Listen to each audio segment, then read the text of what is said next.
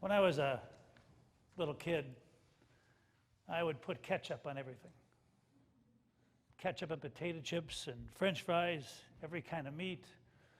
If my mom served broccoli or cauliflower, I'd put a bunch of ketchup on top of that. And I would even sometimes just eat ketchup with a spoon. And my grandfather would just make all kinds of fun of me for doing that. But I still love ketchup, even on a hot dog.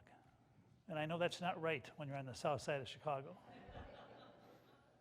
You know, as a child, and I have a tendency to fantasize the past, but as a child, Christmas was just a magical time. It was just a time where, as a kid, you could just believe. You could believe in Santa Claus. You could believe in God and Jesus. You could believe that your dreams come true. You could believe that you could almost wish for anything and it would be there on Christmas morning. You could believe in your family, believe in yourself. And a lot of those beliefs have been certainly challenged over the last 9 months. That sometimes our childlike simplicity to believe and to dream, it's been toned down a bit.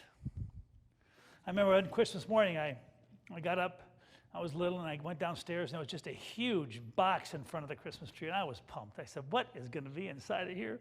And I broke open the box, and it was full of paper, and I dug, and I dug, and I dug, and I dug. And in the bottom of the box was a bottle of ketchup. And it was one of those moments where I wasn't sure whether I was mad or sad or happy. And I looked at my dad, and in my child, I said, Dad, how did Santa know I like ketchup? And my dad just said, that's not my department. Later that day at my grandparents' house, we always gathered at Christmas later that day, and I looked at my grandpa, and he looked at me, and we didn't say a thing. We just kind of smiled and knew there was something between us.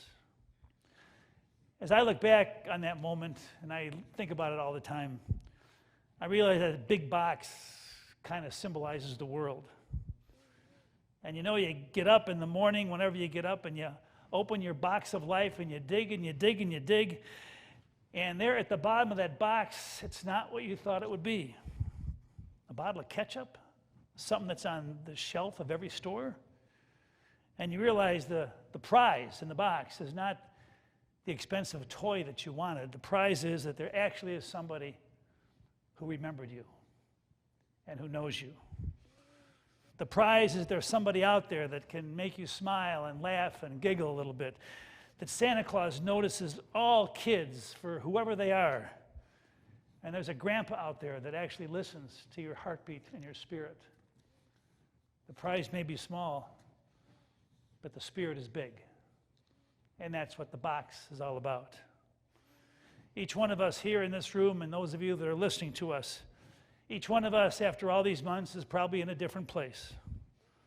Each one of us has a journey, and we have our struggles, and we have our degree of weariness.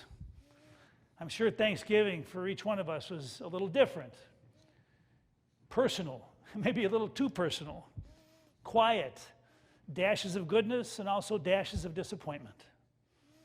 Every day, I get up to start a new day, and I open my box, and I have no idea what to expect. And in that box, I look for hope. I look for strength. I don't know what to expect, and lately, most of us probably don't expect much because we don't want to be disappointed anymore. And then you get to the bottom, and there's a bottle of ketchup. But it's more than that. It's a reminder that each one of us is loved. It's a reminder that the most important gifts are the gifts of the heart and not the gifts that we can buy or hold in our hand. A reminder that listening to somebody else's heart song and spirit is one of the best gifts that you can give to somebody. So this morning, after going home to make the protein shakes for my family, I'm driving east on 131st Street, and I see the sunrises lately have been unbelievable. And I'm wondering if God gives us some extra oomph with the sunrises because he knows that there's a lot of stuff that brings us down. And I'm thinking, though, but before the sun can rise, the sun has to be born. And that's what this season is all about. Jesus was born a long time ago. And the story of the first Christmas is a beautiful, moving story. But the miracle is that Jesus is also born today. Because if Jesus wasn't born and reborn today, there would be no Christmas. When you hold the door for somebody else, Jesus is born again. When you can put your anger aside for a few moments and issue a word of forgiveness to somebody, Jesus is born again. When you can make that phone call to somebody who's alone, when you can put that little something on somebody's front porch that they'll see when they open the door, that's when Jesus is born. When you give an unexpected tip, when you're decent to somebody you can't stand, when you tell the minister the sermon is okay when it really wasn't, yeah, that's where Jesus' grace and goodness are born. This morning, at the same time, every Sunday morning, there's a little clip on the Eye on Veterans. And I talked about it last Sunday because it's a different veteran every Sunday, except this Sunday it was the same guy that was on last Sunday. He's a double amputee, and he's a yoga instructor. And his message is very simple. He said, to be happy and okay in life, you got to not take the past and blame it for what you're going through in the present. That doesn't do you any good. And it doesn't do any good to worry about stuff that's going to happen in the future that you can't worry about already because you're not there yet. He said the most important gift that God gives us is the quiet courage to be in the moment and to look at where we are in the moment and understand that's who I am, and to use that moment, whoever you are, to make a difference in the life of somebody else. And I think it was God's way of telling me, Don, you said some nice words last Sunday, but maybe it's about time you practice what you preach. So I thought about that today.